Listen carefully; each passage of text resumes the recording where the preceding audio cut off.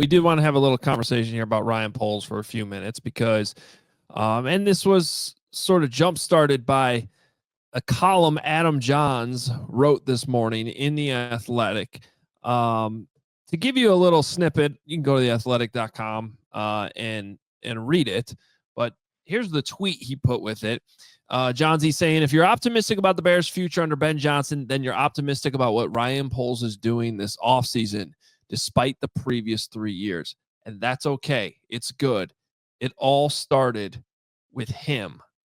My column here. So the gist of the column is that, you know, it's okay to give Ryan Poles credit for what's going on this offseason. I don't think that's a controversial opinion. Of course, it's okay to, give the GM credit. But I think where this is coming from is obviously last year was a disaster. The year of 2024 for the decisions that were made. Yes, I mean, it doesn't mean they were all disasters. They did, to Carm's point, they did sign Matt Pryor. What a great move. No, but they drafted Caleb Williams. They drafted Rome Odunze. There were some good moves made on the roster. But ultimately, at the end of the day, the decision to keep Matt Eberflus and put Caleb Williams in the situation he was in, the decision to hire Shane Waldron, all of that did happen under the watch of Ryan Poles. And it's the same type of discussion I think that we're having today now, based on how much credit he should get for what's going on now. Was that all Ryan Poles was doing last year? All those things I mentioned, you know, it happened under his watch. Is everything that he's doing right now to sign these offensive linemen? Or is that more Ben Johnson? Oh, it's still happening under Ryan Poles' watch. So I think that that's fair. But I guess the question here, and Greg, I'll tee you up on this first. Just, is Ryan Poles back? Is he getting is the Ryan Poles approval rating going back up? Because just a couple of years ago, I would say even going into last season for the most part, it was sky high before it plummeted. Yeah, I mean, I would think that Ryan Poles certainly deserves a lot of the Bears fans' attention right now, and, you know, and be optimistic. You don't have to give him the credit until the credit is proven here in 2025. And I think, for at least speaking for myself, I'm definitely going to be in more of a prove it mode this year. I think that's just, for me, a healthier way of going about it.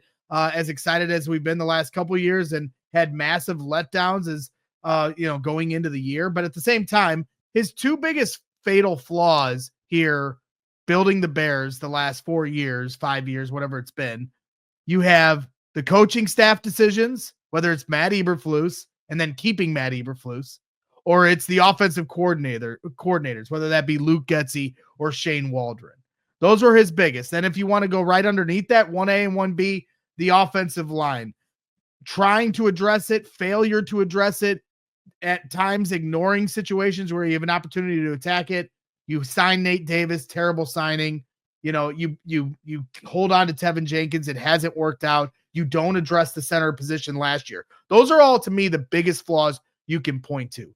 But now, if you look at the things he's done right, he's got this team in the last few years in a good salary cap situation every year where they can attack free agency.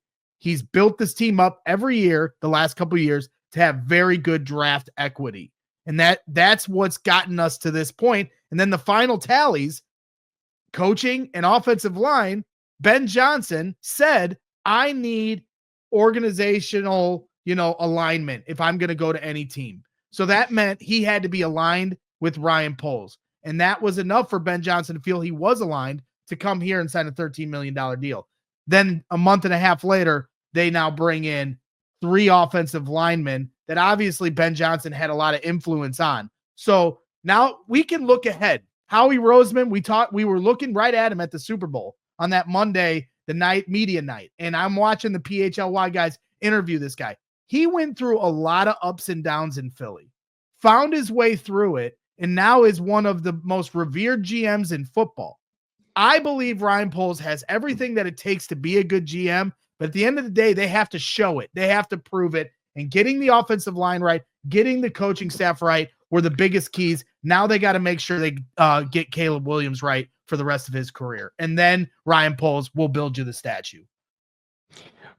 Ryan Poles was back, Hogue, the day Ben Johnson said yes. That flipped it in my mind for Bears fans. You didn't go out and hire Aaron Glenn, which maybe some Bears fans would have been excited. It wasn't a flyer. You were going out. You were getting the best guy. A lot of Bears fans, I had my doubts at the time too that Johnson would actually say yes. I thought ultimately he would, but until you saw it, he needed that to get himself back on track. And then from there to go after proven veterans. I mean, if you're talking about the approval rating and polls being back, it's just gone up and up and up with each thing he's done, to the point now where he can sign a Dio Odengbo for $32 million guaranteed. And Bears fans are going to tell you that that's better than Joey Bosa. That's better than Leonard Floyd. There's a belief in his moves right now that 4 months ago, pre-Ben Johnson, end of last year, he would have been questioned a whole lot more. And you're not seeing that as much. To answer your question, I think Ryan Poles is indeed back. Yeah, I mean, look, I actually think as a show we've been pretty consistent for the most part on this, and I, felt like we were all very clear about the fact that the easy part was tearing the whole thing down, and the question was, can you build it back up? I do think maybe compared to coaches, sometimes you just know a guy is not the guy, and that might be the case for some GMs too.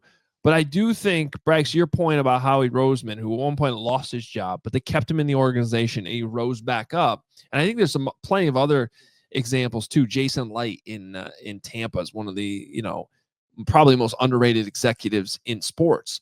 I think he's been there since the Bears hired Phil Emery. If not, it was the Ryan Pace year. The point is he's been there for a long time, and sometimes patience and learning from some of your mistakes on the executive level is very, very important.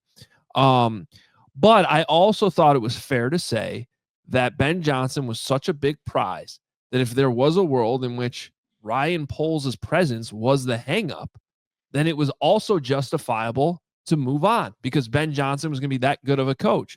But as I quickly reported during the head coaching search, it became evident that that was not at all a deterrent. And if anything, it clearly turned out to be something that Ben Johnson was attracted to. So I think that that's just a situation where it's all worked out. And I agree with the premise of Johnson's column today that it's okay to have trust. I like to look at it, and this is how it should be. The GM and the head coach as a pairing together, right?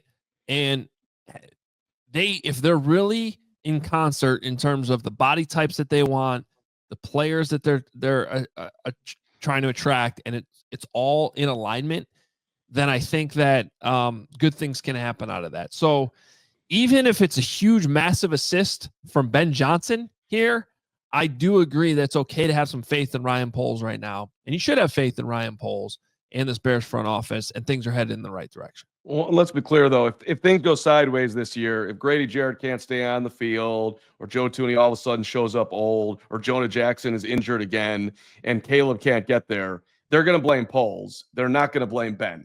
This will fall at the feet, and his approval rating and the goodwill that he's garnered in the last however many months will evaporate quickly.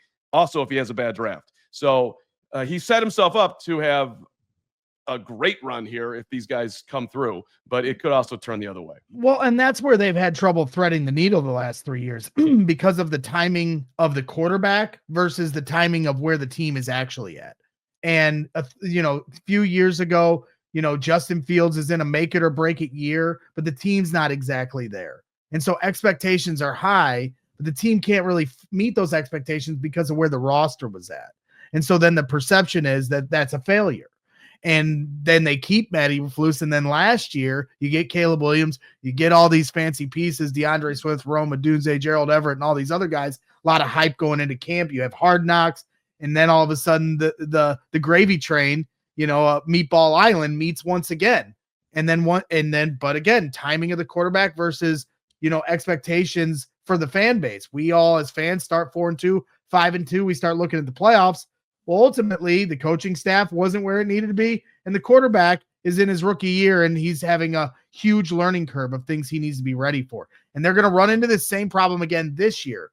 So you're like, as Ryan Poles, you're trying to build a team to try to win now, but also, develop players for the future. That's a really hard needle to thread. And they're going to run into this once again this year. You brought in veterans on the O-line. You bring in veterans on the D-line. Clearly, they are trying to get to the playoffs this year. But you're also in Ben Johnson's first year as a head coach. And there's going to be a learning curve with him and the coaching staff and the players and the chemistry between him and Caleb Williams and the offense and everything in between. So then that's where, for me, optimistic is the word I'll continue to use. As I am to go into this year, I'm going to just continue to try to stay level in the understanding that this is going to take time, and what that means, I don't know.